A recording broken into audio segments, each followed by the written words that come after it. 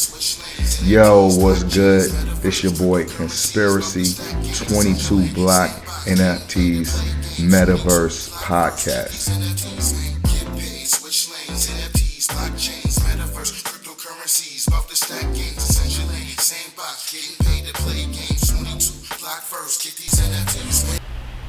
Alright, everybody, welcome back to the 22Block NFTeez podcast. And like earlier, I was discussing the importance of builders and creators right now. And this is one of those markets where it's very important for us to look at this technology and get a heads up.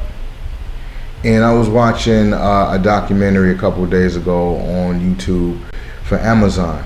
And one of the things that I realized is like Amazon was one of the first companies, resellers to really jump on the internet and use it as a tool. So they use it as a tool to become, better than other companies in that market period, because basically they were a book company. If you went to Amazon in 1995, you would just see books. And, there's 100 types of books, thousands of them. So books had the most different products, the most different, specific brands of books and kinds of books. And so they had the most books that you could pretty much get. So it had the most product out of any other product of music, of anything else. So he's selling these books online, and then people that's buying books, they usually go to like Barnes and Nobles, all of the book companies and bookstores that you see in the mall, because every mall has a bookstore. So he was using the internet to bring efficiency, to bring easeability, to create the ability for people to go online and order their books straight to their house. Now, in 1995, without the internet, you either had to go to the bookstore, or you get those little book things in the mail, like a little book club, like they did with the CDs, where you pick 10 free CDs. I remember those joints was like coming in the mail. So that you pick 10 free CDs and they come in, and it'd be like 10 albums. It's like old albums and everything, back when they was delivering music like that. So right now, companies, we all can use the metaverse to start creating experiences that we're going to end up building upon in the future. Like right now, you can take a company, you could take a business, you could take your brand, and you can add Web 3.0 elements to it. Metaverse spaces, tokenization, NFT collectibles, community DAO. You can take all of these things, and then you can use it to build up your brand. Now, 10 years from now, the entire market that we're seeing is going to be completely different. It's just like when Bill Gates predicted, the smartphones, the computers and the cars and everything. When you're in the tech world, you know what's coming, and you know that we're just waiting for the processing, the power, the adaptability. A company that makes mass adaptability, like Apple. Like the first touch phone came out, it might have been like T-Mobile, the T-Mobile Wing. And when Apple made the iPhone available, it created the market for all touchscreen phones that exist. Before Apple, Android was out, but it wasn't really popping.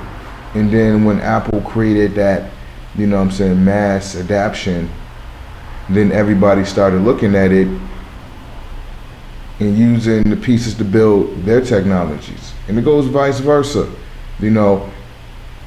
Amazon comes out with an Alexa, Apple will come out with a Siri.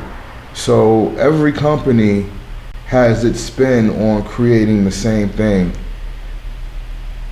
but making it more efficient.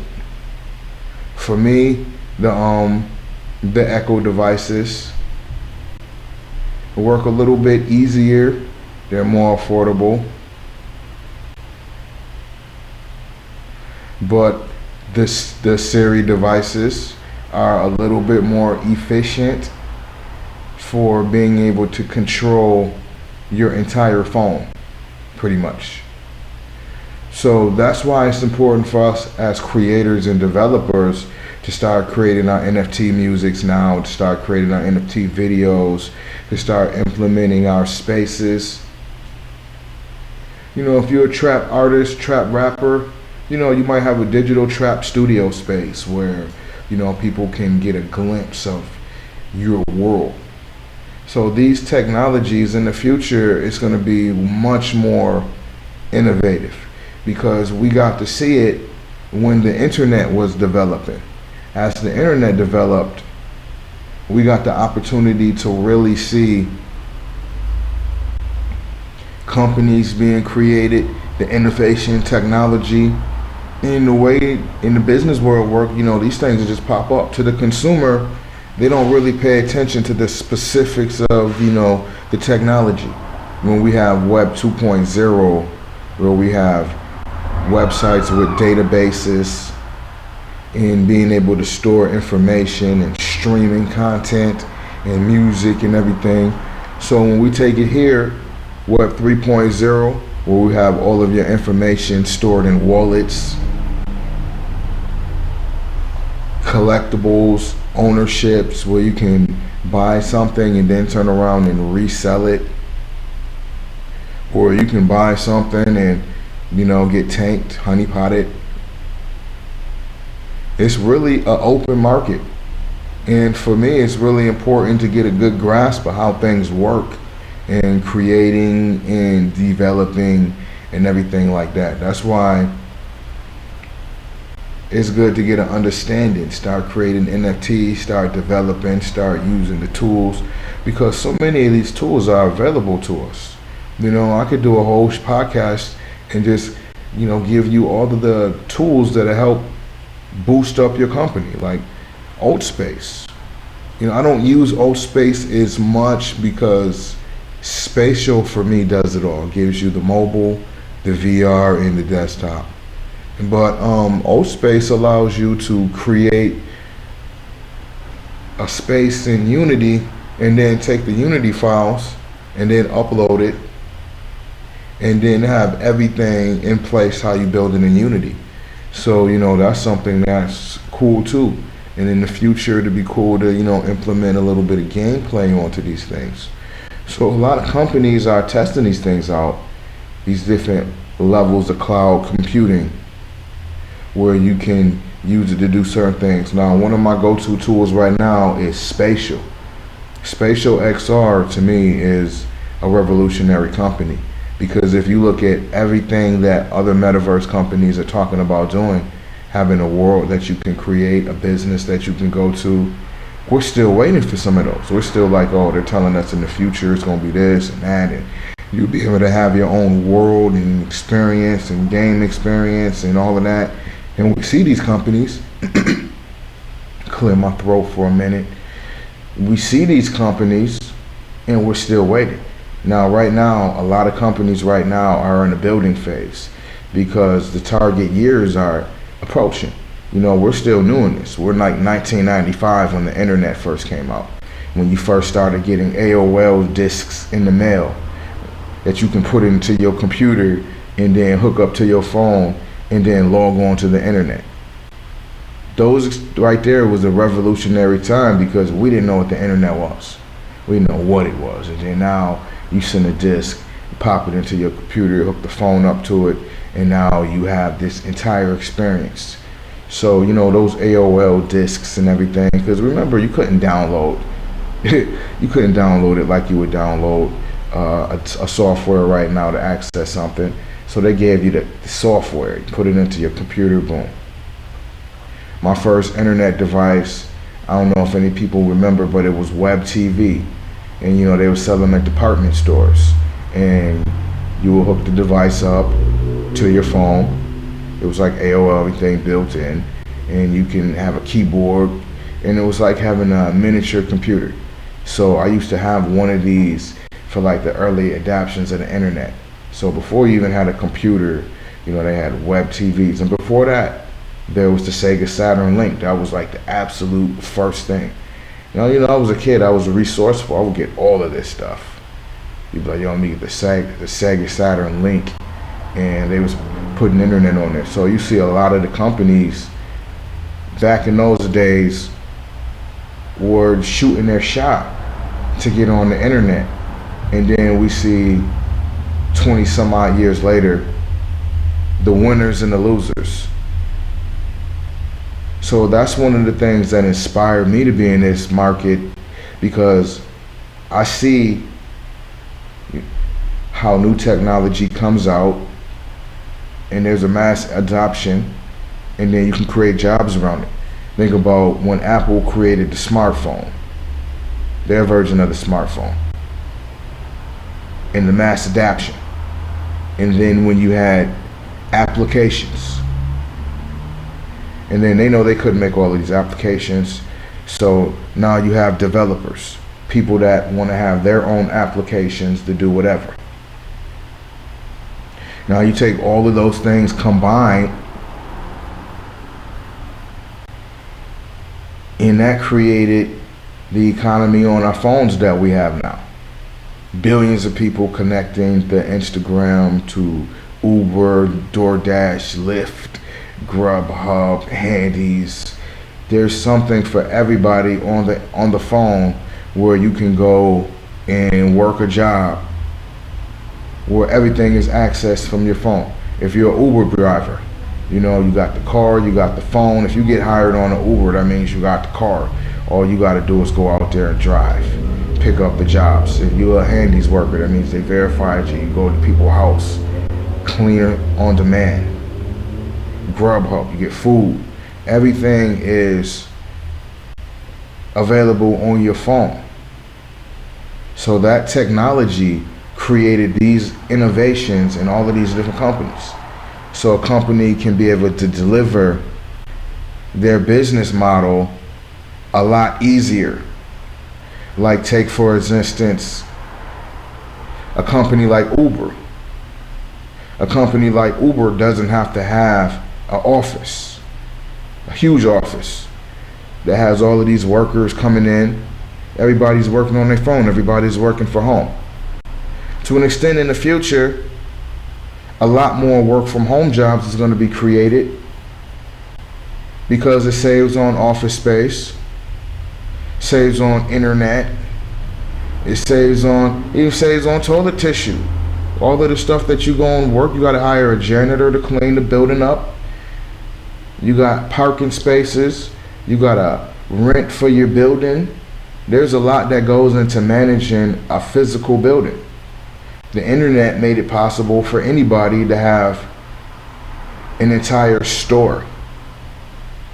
For the internet, you know, you had a magazine ad that showed that you can call up or something. You had to order stuff over the phone. So you get a magazine and you be like, oh yeah, I like this.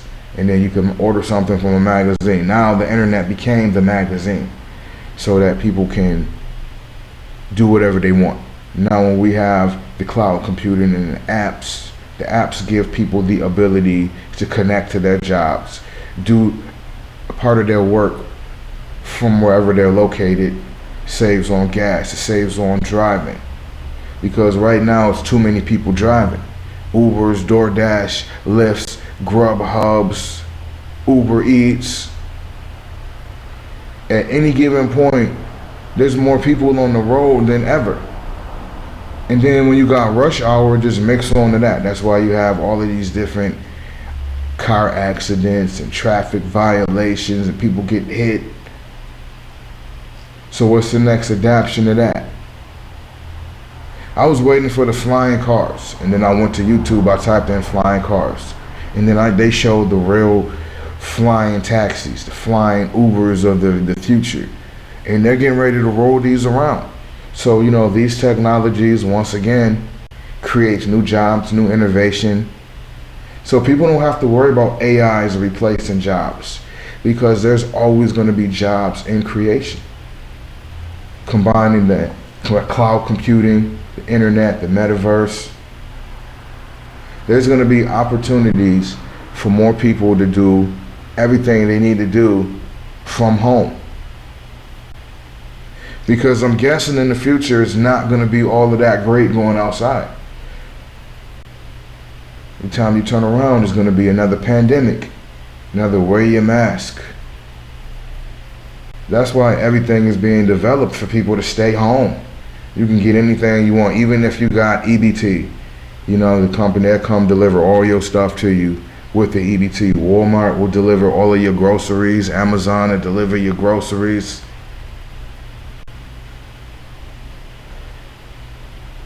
So if you give Web 3.3, Web 3.0 in the Metaverse and NFTs, give it another 5 years, you'll see the adoption.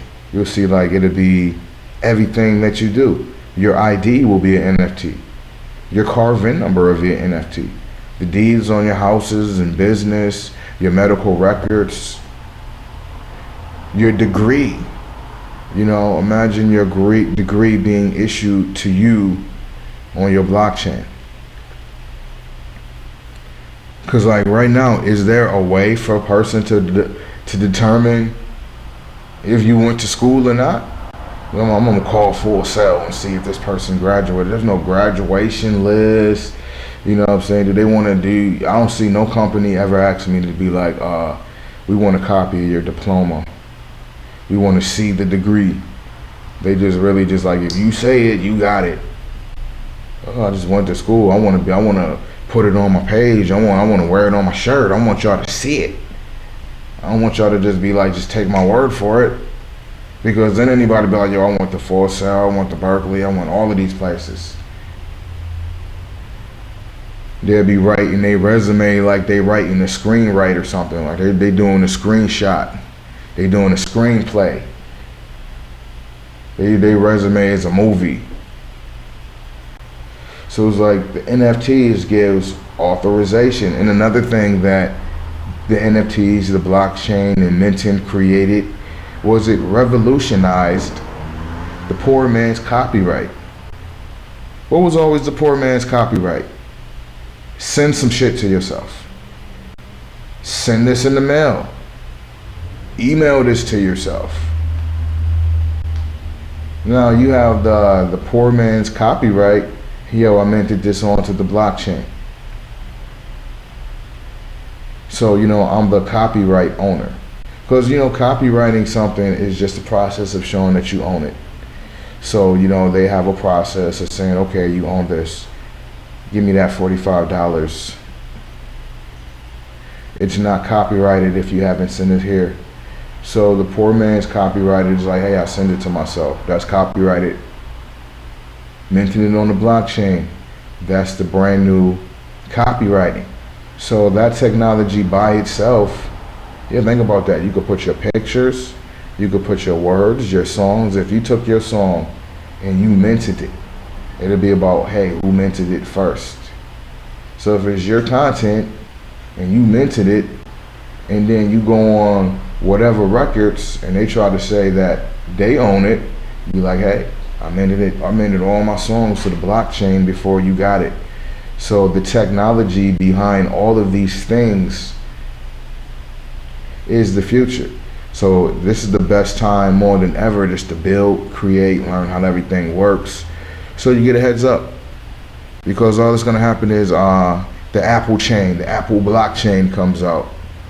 Or, you know, Meta, Facebook keeps on with this with the takeover. And I believe that, you know what I'm saying, Zuck is passionate about getting all of these things completed, so he's not gonna stop. And now you have all Meta creators and Instagram creators. We have the ability, well, they use our weave for all the collectibles and digital collectibles. So in the future, we'll be able to mint collectibles. If you like a post, you'll be able to mint that post to show that you like it. And you know, what is a like nowadays, man? A like should be a tip. Hey, if you like the content, you know what I'm saying, give me a 10-cent like. What if they sold the likes and then you gave them away and then you can sell them? hey, it's just ideals. So, you know, anything is possible in the metaverse and the cryptocurrency era. So that's why I'm so passionate about these things, because I already know that this is going to adapt. This is the way that they're going to do things in the future. They just got to figure out how we're going to do the mass adaptation. You know, being able to cryptalize everything. And, you know, it's not about just the digital collectibles, the money, the spaces. It's going to be everything. You know, your wedding might be an NFT. Your wedding license. You minted you minted your life and this person's life to the blockchain. You guys are married to the blockchain right now. You never know. I could see that really happening. So these things is going to be revolutionary. So that's one of the reasons why I built. And I don't give out any financial advices. I learned my lesson from the financial devices and stuff. Like, I always tell people, hey, this isn't financial advice. But when you're giving people the juice, they keep coming back, and you be like, yo, this pop off. And you be like, yo, that's joint popping off. And then they don't sell at the right time. You know, the whole thing about this joint, man, if I gave you the juice and then the joint done went up 1,000%, and then you come back to me and be like, yo, man, I lost all my money. It's like, yo, you should have probably sold at that 1,000% time, and you would somewhere do them 1,000%. You know, everybody that I showed Shiba Inu, I gave Shiba Inu before the 1,000% hit last October. So that was pretty good financial advice on my behalf. But if they didn't sell, they was holding. So I'll be like, yo, do what you want to do with your money. When somebody lose money, everybody's looking for the person to blame. So right now we about to take another break. I'm about to let you guys check out another 22Block banger, another 22Block hit. This is the 22Block NFT show, and today we're talking about developing, creating, and what was our motivation behind designing and creating and being on the blockchain and making NFTs and collectibles. Why did 22Block get into this field? So we're going to take a short break, and then we're going to get back to you, and then I'm going to break it down a little bit more. This is your boy Conspiracy, the creator, the builder, you know what I'm saying, the technological creator behind 22Block. So we're about to play another banger, and we'll be back after these messages.